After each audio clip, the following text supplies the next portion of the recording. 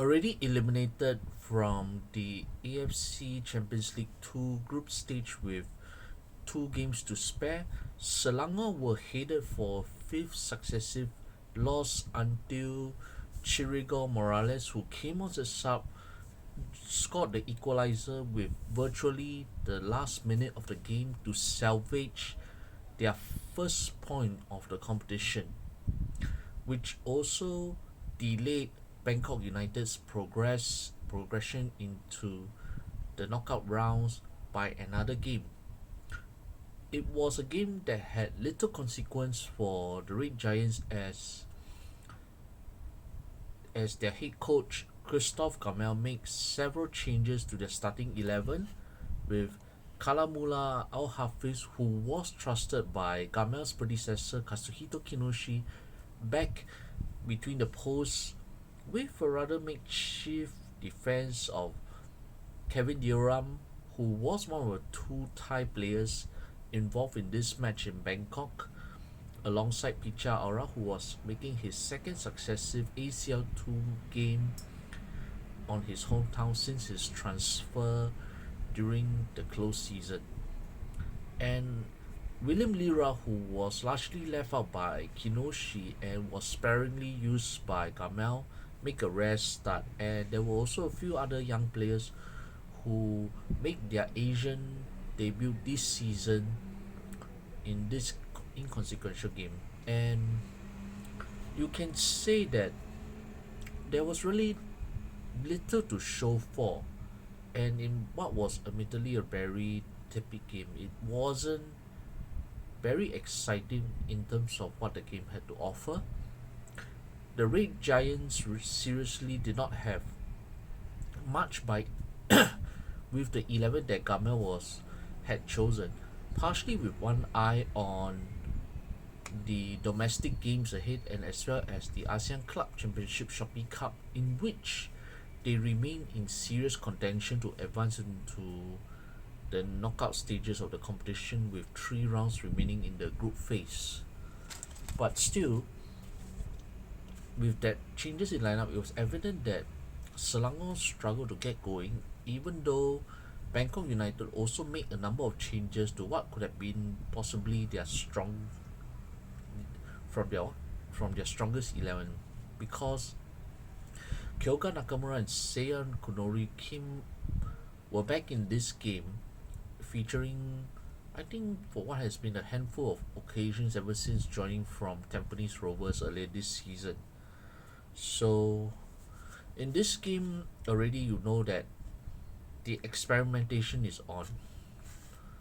It's like, this is not about menang or even trying to get a point. It was using this game as a training game, training practice ahead of the other games, while fulfilling their final commitments in their Asian season, which is going to end with yet another group stage exit.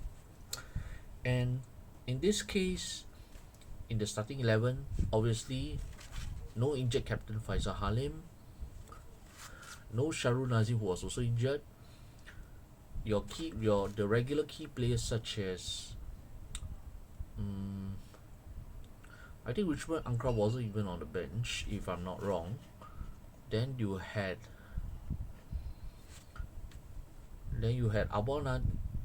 Muhammad Abu Nadi, who is one of the rare regulars involved alongside Diroram, and Noor Arawabade as the acting captain of the game, with Nooa Laine on the bench.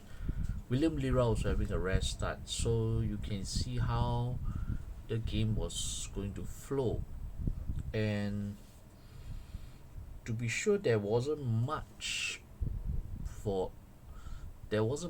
energy in this game for much of it. It's like both Bangkok United and Selangor was somehow going through the motions as they went to, I think you can say,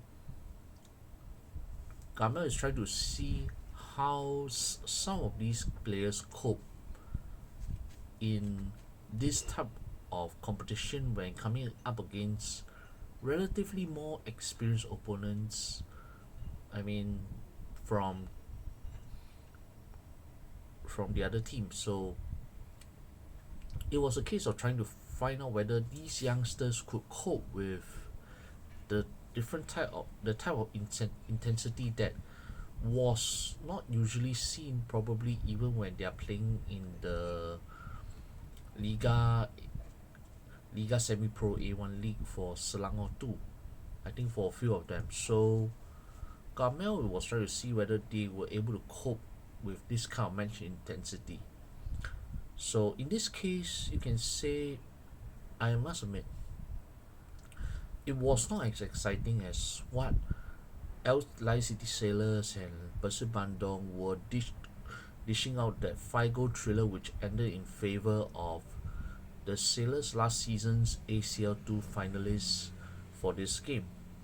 And you can say that the rather disjointed display for the much of the first half, and also even in the second half as well, it's evident that this is probably not the same squad that won their last league game against struggling Kelantan in Liga Super Malaysia. So it's clear that Gamal is trying to rotate the legs in his squad with nothing to play for in ACL2. And with that in mind, actually Kalamullah has given himself a strong claim to be back in serious consideration with strong competition, to provide strong competition to the current incumbent under Gamel, Sheikh Izan, who was on the bench for this game. Because Kalamullah kept out a number of shots that came at his way in the first half, even though none of them really threatened his goal. They were just going straight at him for some reason only Bangkok United would know themselves. But the goalkeeper still had to do his job, still had to keep his worth. And as the penyanggaran, Kalamullah showed why Thailand was his happy hunting ground again. Because from time to time, he was called upon to make a few very big saves. Even though this time round against Bangkok, it was a lot less intense than what Buriram's second string with some solid foreigners were throwing at them in their opening ACC Shopee Cup group game at the Thunder Castle.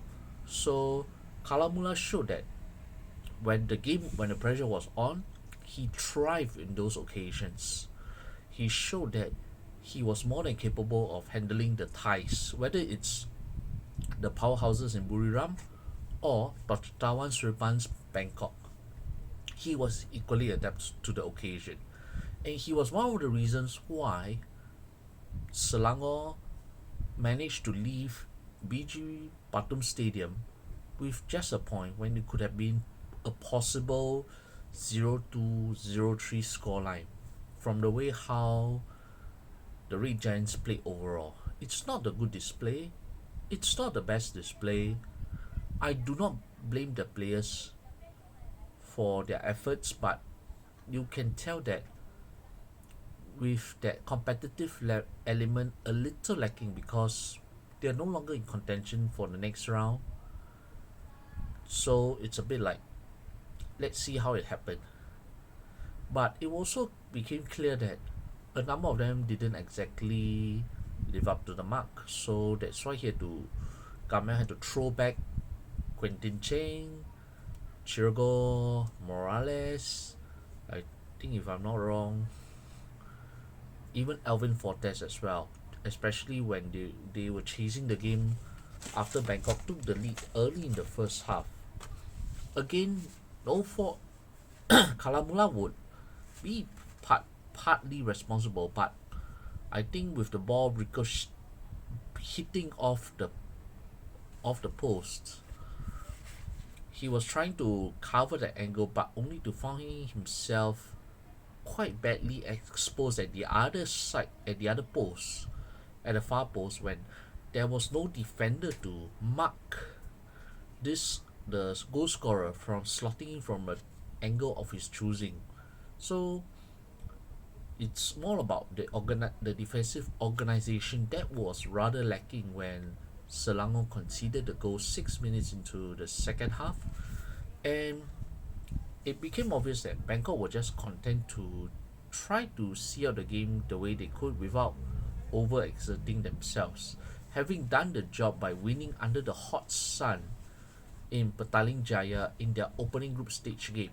So this is all about trying to, for both teams, trying to save their batteries for their respective domestic commitments and also for the Shopee Cup. I think even for Toch Tawan's Bangkok United, it was more towards trying to save the legs for more intense commitments ahead, especially when their final group game involved current group leaders Persib, who squandered the opportunity to seal their place into the next round. But in either event, Selangor could still play party spoiler, as they showed towards the end of the game. It's like once Cheng come in, you could see more energy coming down the right flank that was evidently missing. Then you had Shergo Morales, who provided the drive that William Lira, for his physical presence, was not exactly able to deliver as much. And from this game, this is not about the merely just 1 point that they took, their first point of the competition, possibly the only point if they failed to win against Lion City Sailors on 10th of December. But at the same time, it wasn't just about salvaging whatever little pride that was left in the competition, but I think it became a trial opportunity for Gamel to see whether which foreigners were still fit for purpose. I think in this case, the huge question mark over William Lira, whether could he be a casualty of what Gamel had in mind, especially with Diarra starting his second successive game in this competition. And we aren't sure whether Richmond Ankara would also be able to be involved, because he was not even on the bench for this match. Possibly, I think Richmond Ankara's time with the Merah Kuning was done, and possibly William Lira once the mid-season transfer window opens in more than a month's time. So in that case, will we see from the Red Giants more Selangor 2 players being promoted into the first team for the rest of this season? And for the rest of the local players involved, would this mean right now the battle to stay in, to fight for their contracts already, with 6 months remaining, at least 6 months remaining in the season, possibly in their contracts, whether they could still earn a spot for the Merah Kuning or impress enough for a few of the better players to show what they could do?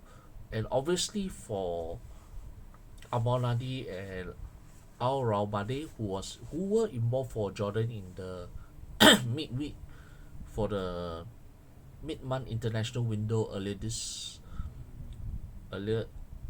on, I think every game remained important for them as they seek to cement their places in the final 23-man World Cup squad when the World Cup kicks off in North America in June. So different priorities for different groups of players. For the Jordanian duo, this is now about keeping their performance levels at a good level so that they will be featuring at the biggest stage of world football in June next year at the group stage. For Kevin Dioram and possibly Picha Auram, could this be the case of them trying to secure their futures under Gamel, especially for the latter, who did not really feature on the Kino sheet? Zach Glove had performed very well for the Red Giants despite their overall poor season thus far. apart from tonight's game where he was largely anonymous, one of the rare low mediocre outings from the Australian. But could this be the case of him trying to make a better impression so that he could earn a better move elsewhere, back to the A League, back to somewhere in the bigger leagues in Asia, or possibly even joining a better run, a club with bigger ambitions than Selangor. I know, pretty damning at this moment in the way how Selangor was performing on the pitch. And what about the youngsters? What about the futures of Faisal Halim and Harif Haikal? Would they be the ones who could be considered potential shopping targets? I think from this particular game against Bangkok United, this is more of them trying to show what they could do ahead of not the mid for a few. This would be the midweek the battle to stay in the squad during the mid-season transfer window. But for much of the rest of the squad, this is an opportunity to see where the better options could lay if they could leave for greener pastures, for better run clubs in Malaysia or elsewhere in at the end of this season. And I think even for the game against Line City Sailors, this could be another trial to see how this could shape up for all the players with varying agendas.